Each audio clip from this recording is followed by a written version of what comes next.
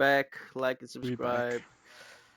subscribe. Leave a like, subscribe, leave a comment, subscribe, hype the video, subscribe. And possibly also like. Yeah, probably like the video, subscribe, share the video, and subscribe. And all right, let's get into it. We got a big, meaty episode of Raw to get into. The show opens with a massive amount of security in the ring. Then comes out CM Punk. He's looking at all the security guards and laughing at the ridiculous amount that there are. He can barely even get to the ring because of how much there are. Once he's there, he's handed a mic. That's when Mello's music hits. Mello makes his way to the commentary table and just stands on top of it. And lastly, Roman's music hits, and he makes his way to the ring, and Punk starts us off. So, where do we want to start, huh? How about we start with the little twerp that I never thought would be a pain in my ass, Carmelo? What is your problem, huh? Why are you so invested in getting in my way? Punk, I never wanted you. I wanted Adam Cole, and you cost me that. You cost me my victory at the Rumble. And for no good reason. No good reason? Kid, you cost me my match against Cole at Bash in Berlin. I didn't need you ringside. I had it under control. No, you didn't. You needed help, and that's okay.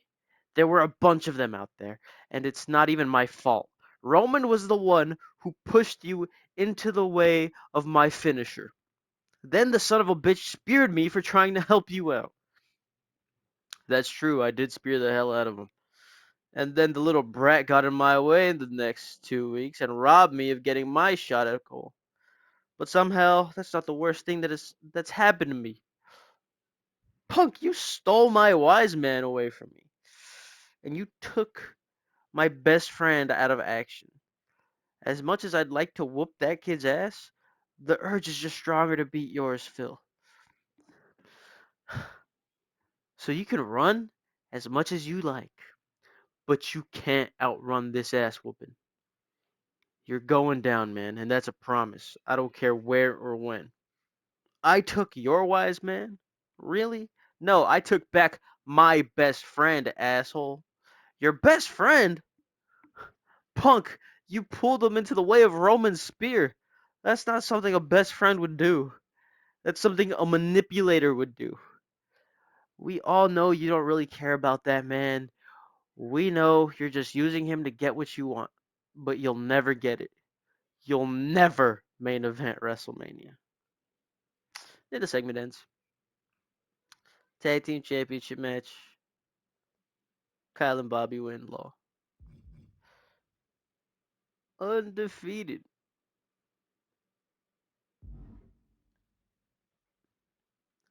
And then we go backstage.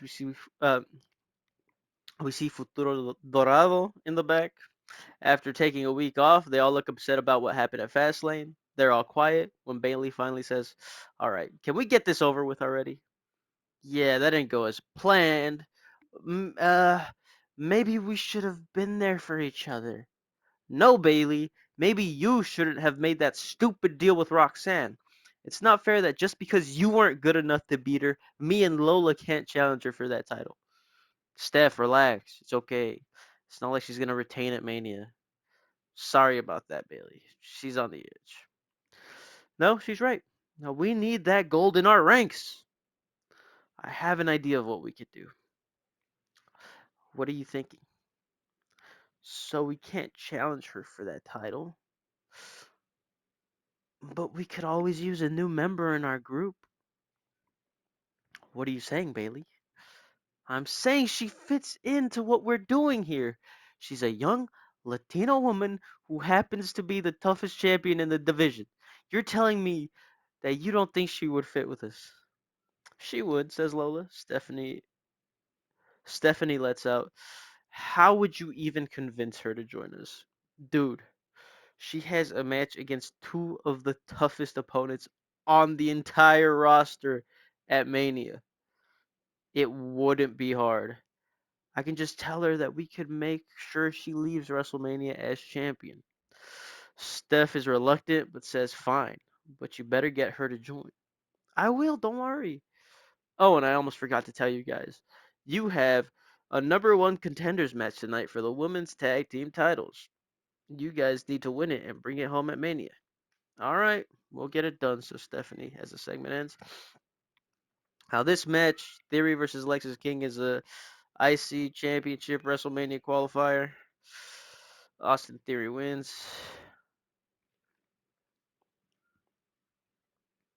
Then I'm in my office when Randy walks in. He's got tape all over him. He's messed up pretty bad, and I say, "Oh my God, you're here. How are you doing?" It looks worse than it feels. Look, I just came back to check in on the investigation. Any luck finding out who did this? No, the prime suspects were cleared. The Undisputed Era had nothing to do with it. Well, whoever ran me over is the same person who has been calling my house. I know it. I got another text the day after the attack. It said, "Hope you feel like shit." Which, in all fairness, I did. I'm sure we'll find out who it was soon, Randy. Just go home and rest. Randy leaves as Tiffany walks into my office. Tiffany, long time no see. How can I be of assistance? Well, I'm sure you saw my comeback a couple of weeks ago. I think it's pretty clear what I want. I want Bliss at WrestleMania, and I want that U.S. Championship too. Well, I like the sound of that. That sounds like it could be a big money match. I'm sold. I'll have to run it by Bliss, but I'm sure she won't have a problem with it. I'll let you know what happens next week. Sounds good. See you later. She leaves. Segment ends. Uh, then we get this match. Bianca and Jada are working together better than ever before, and they pick up the victory here. Stephanie, then we get it backstage. Stephanie is seen walking backstage when she gets attacked by Jordan Grace. Jordan hits her with a Grace driver and puts her through a table backstage before being taken away by security. Bailey runs in and asks what happens. The security guards fill her in on what they just saw. Steph is having a hard time keeping herself up, and she says, I don't think I'm gonna be able to be in the qualifier tonight. You're gonna have to take my spot, Bailey." "What? Are you serious?" "No, you have to do this. I'm telling you right now, I don't think I'll be able to. It's okay, you'll do great. Go on, go on out there and show them what you're made of." All right. So Bailey replaces Stephanie, and this is also Intercontinental Championship qualifier for WrestleMania. Nakamura wins. We get an Adam Cole promo package saying that he is the reason this company has reached the highest of highs. And last week is just a taste of the dominance that's to come under the Undisputed Era. He isn't here to make friends. He's here to change the industry and to prove to everyone that he's the best in the world, to conquer all promotions, to be undisputed. Then, holy fuck, that's a lot of talking before the next match. Then Redragon are celebrating their successful title defense when I come into their locker room and tell them, "Great job tonight, guys. I'm here to talk to you guys about WrestleMania. As I told Roddy the other week, I want to get as much people on the card as possible. So I'm here to let you know that at WrestleMania, you will be defending your tag titles in a four-way ladder match." What? You can't do that. Yeah, respectfully, Eric, what the actual fuck is this shit? That's such an asshole thing to just drop on us, man. Look, I knew you guys wouldn't be happy, but it's something that is going to happen. So you better pick yourselves up and get ready to finish the job. This is it. This is the biggest show of the year. You must have known something big was coming. Fine, we'll do it. And if you're going to and we're going to come out on top. And after WrestleMania, we are still going to be undisputed. I then leave the locker room when I see Bliss walking by. And in the background, you can see Jada and Bianca just playing Jenga. I run up to Bliss and say, Hey, Bliss, 1 second. What do you want? Well, it's not about what I want. It's about what Tiffany wants. Oh, God, not her. I thought if I stayed home last week, it would all blow over. Well, it didn't. She wants you, and she wants that title. She wants that match at WrestleMania, and I'm inclined to give it to her. No, she doesn't deserve it. Just because she got her ass beat last time we teamed together, she thinks she can cut in line. No, she has to earn it. All right, fine. She can earn it. How about next week? Number one contenders match. See who you're going to be facing at Mania. Fine, that'll work. I'll be sure to be ringside for the best view possible. And then we see Shin, JD, and Finn backstage. Find Finn backstage. He's got some stitches at the top of his forehead. Shin says, "I'm sorry we couldn't do much to them last week. The numbers game is just too strong. They're like a pack of hyenas." It's cool. This is what I expected was gonna happen. I was prepared for it. Although I didn't expect it to make me so sore. Whatever, I have to keep moving forward. Finn, this is it. Did you see what he said earlier? He wants all of the promotion's titles. We have to stop him before he gets too powerful to stop. I know, but he's fighting for nothing. Power, money, to be the best? None of that matters.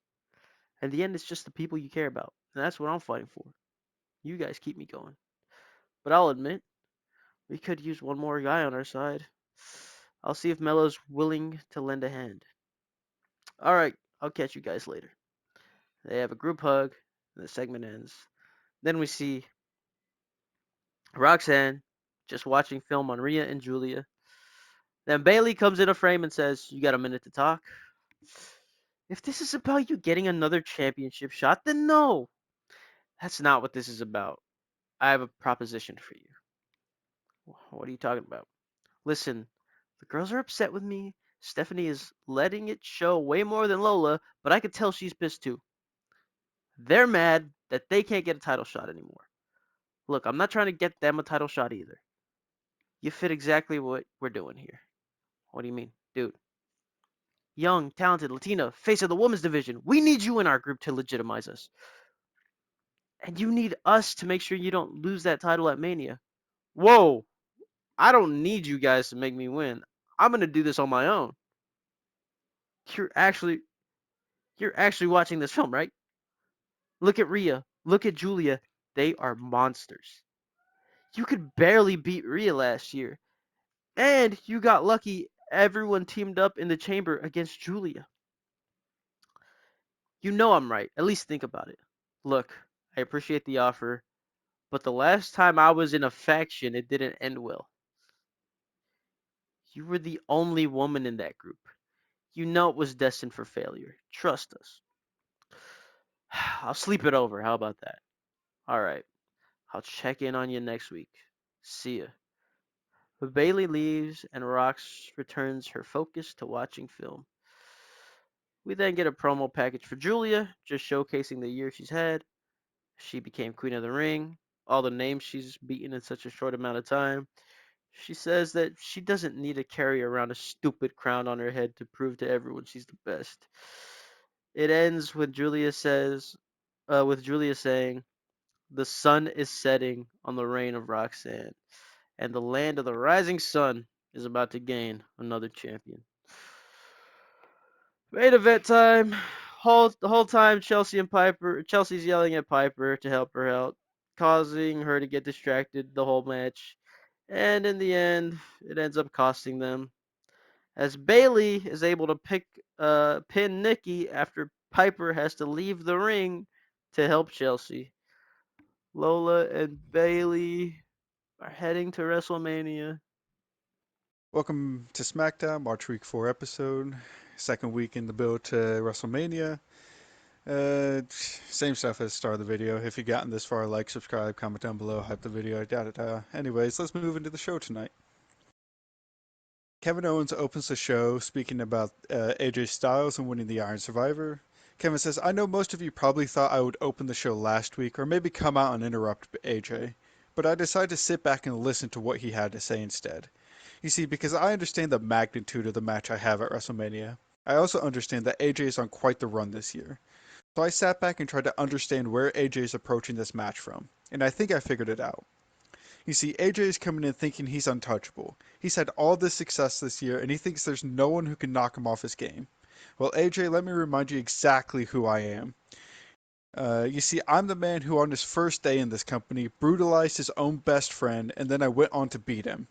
Then, on my first night on the main roster, I challenged the biggest star in the company and went on to beat him.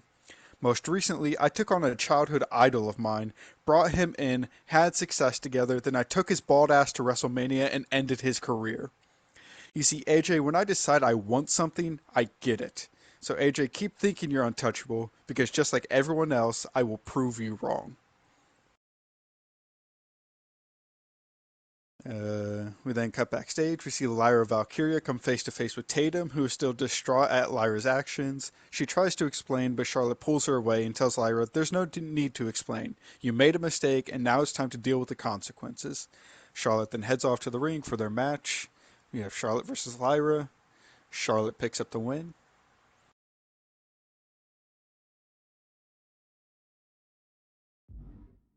Lyra comes through the curtain holding her head after the match when she gets confronted by Jade Cargill.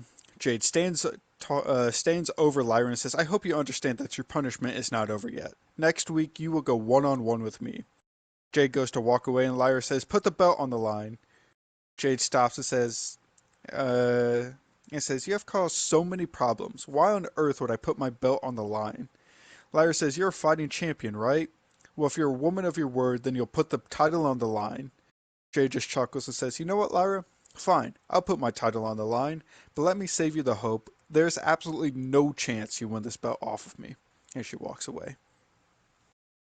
We then see Street Profits are gloating about their success and how any day now Biggie will be awarding them with the tag team championships.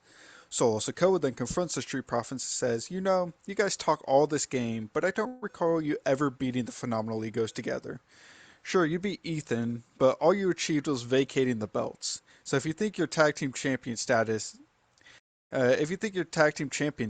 how about facing a team that actually held the belts this past calendar year? Street Profits then accept the challenge, head down to the ring for Street Profits versus Gorillas of Destiny. Gorillas of Destiny pick up the win.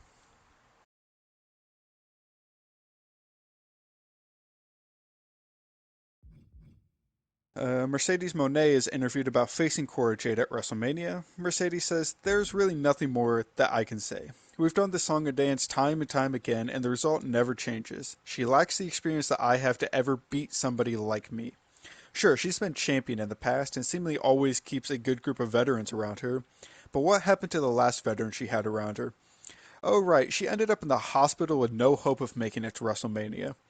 So if I'm willing to do that to somebody that I have respect for, what chances does Cora even hope to have? But enough about me and Cora. Let's move on to Liv and Raquel. You see, they got the benefit of outside interference and some miscommunication. But my girls are now back on the same page, and is in the way to nothing is going to be in their way to prevent them from picking up those titles. So next week, one more time, Liv and Raquel take on Team Bad, and this time we take back our tag team championships. Ricky Saints is making his way down to the ring. He goes down a hallway and he struts past Malachi Black, Trick Williams, and Damian Priest. The last man he comes across is Cody Rhodes. Cody just has a smile on his face and pats the title and wishes Ricky luck tonight. We then head down to the ring. Ricky Saints versus Jacob Fatu for the United States Championship. Towards the end of the match, we see Ricky and Jacob brawling on the outside. The referee's count continues to climb as neither man is giving in. Jacob throws Ricky onto the table and takes a second to catch his breath. When he turns back around, Ricky is jumping off the table with a double axe handle. This only staggers Jacob, and the referee's count gets up to 8. Ricky hears this and drives Jacob face first into the ring post. Ricky then rolls back into the ring. As the referee counts to 9, Jacob is dazed and stumbles his way towards the ring. He gets to the apron and the referee counts to 10 as Jacob is unable to get back into the ring. Ricky Saints retains the United States Championship.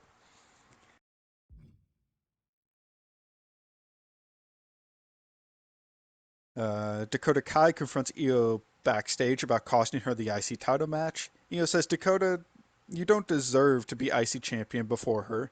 Dakota says, Io, I gift wrapped you the chance at being the first ever women's champion and you failed. That's your problem. Io says, I didn't want your help. You cost us everything. Dakota says, you know what? I've tried to take accountability for what I've done, but all you do is just complain and complain and complain. So next week, I'm going to do something about it. It's going to be me and you once again, and when I beat you, you'll only have a mirror to look in for who to blame. And Dakota storms off. Solo Sikoa is then interviewed speaking about Bronson Reed versus Omos up next. Solo says, "We all love when two colossal men go toe to toe in the ring. Well, tonight we get that privilege. What we also get the privilege of seeing is Bronson Reed destroyed the short-lived career of Omos. You see, Sammy brought this man back to try to breathe a new life into him, give him something the fans can cling on to. Let's be honest, though. Not every man is destined for success. Some men are in this world simply to make others look better, and that is who Omos is. Up next, you will see the destruction of Omos and the rise of Bronson Reed. We head down to the ring for Bronson Reed versus Omos. Omos picks up the win.